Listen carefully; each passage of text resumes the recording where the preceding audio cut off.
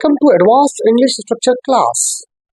हम बहुत सारे जुमले ऐसे अपनी गुफ्तगू में इस्तेमाल करते हैं जिनकी इंग्लिश हम नहीं बना पाते। अगर ऐसे जुमले आप गुफ्तगू में इस्तेमाल करते हैं जो आप बोलते तो हैं लेकिन इंग्लिश नहीं बन पाती, उन जुमलों को हम स्ट्रक्चर्स कहते हैं। हमारे इस चैनल के ऊपर एडवांस इंग्लिश स्ट्रक्चर्स में इसी तरह के स्ट्रक्चर्स की इंग्लिश बनाना सिखाई जाती है।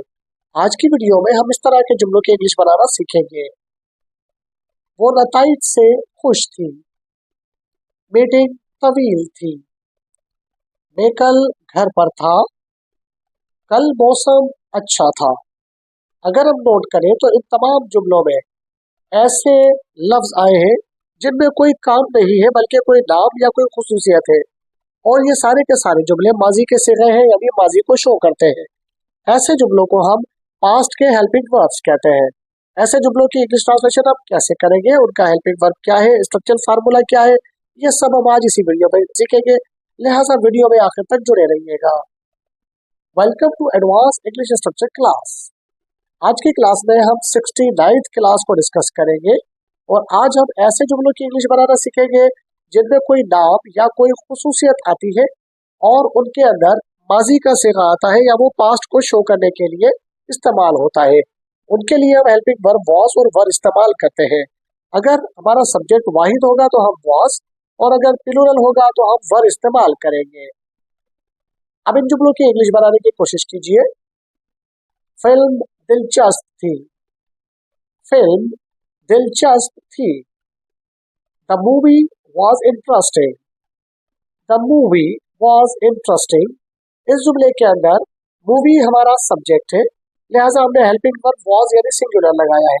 इंटरेस्टिंग इस जुमले के अंदर बना दे लेकिन वर्ब नहीं हो सकता, तो इस जुमले में कोई काम नहीं है, लिहाजा ये हेल्पिंग वर्ब का पास्ट का जुमला है।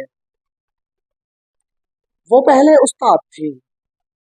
वो पहले उस्ताद थी। She was a teacher before. She was a teacher before. इस जुमले में हमारा सब्जेक्ट शी है, लिहाजा हमने हेल्पिंग वर्ब वॉज लगाया है। अ टीचर इस जुमले के अंदर नाउन है, जबकि बिफोर इस जुमले में एडवर्ब ऑफ टाइम है, यानी टाइम का पता देता है।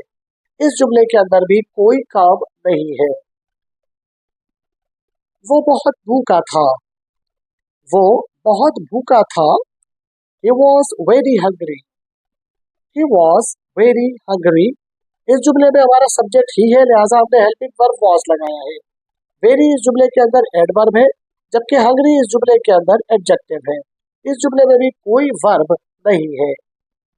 बढ़ते हैं आज के स्ट्रक्चरल फार्मूले की तरफ कि अगर हमें इस तरह के जुमलों की इंग्लिश ट्रांसलेशन करनी हो तो स्ट्रक्चरल फार्मूला क्या होगा। तो ऐसे जुमले में हम पहले सब्जेक्ट रखते हैं, फिर हेल्पिंग वर्ब रखते हैं। हेल्पिंग वर्ब हमारे पास माजी में दो होते हैं, वॉज या वर, तो दोनों में से कोई भी एक आ सकता है। अगर सब्जेक्ट सिंगुलर होगा तो हेल्पिंग वर्ब वॉज, और अगर सब्जेक्ट प्लूरल हुआ तो हेल्पिंग वर्ब वर आएगा। उसके साथ हम कोई नाउन या एडजेक्टिव ज्वाइन कर सकते हैं। For example, it was hot yesterday. It was hot yesterday. इस जुमले में इट हमारा सब्जेक्ट है, लिहाजा हमने हेल्पिंग वर्ब के तौर पर वॉज इस्तेमाल किया है। हॉट इस जुमले के अंदर एडजेक्टिव है, जबकि यस्टरडे यहाँ एडवर्ब ऑफ टाइम है। इट वॉज हॉट यस्टरडे, कल गर्मी थी। अब इन जुमलों की इंग्लिश ट्रांसलेशन कीजिए। वो पार्टी पे देर से पहुंचे थे। वो पार्टी में देर से पहुंचे थे। They were late to the party. They were late to the party.